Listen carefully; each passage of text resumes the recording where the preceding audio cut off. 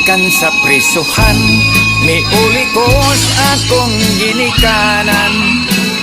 Niini karong Pasko, ako nahibulong kaayo. Kay si tatay nanay, sila waman, di ay manlipay. Ako sila nga giingnan, kung ano ba unsay hinungdan. Matod pa ni nanay, dako gayud among pagmahay.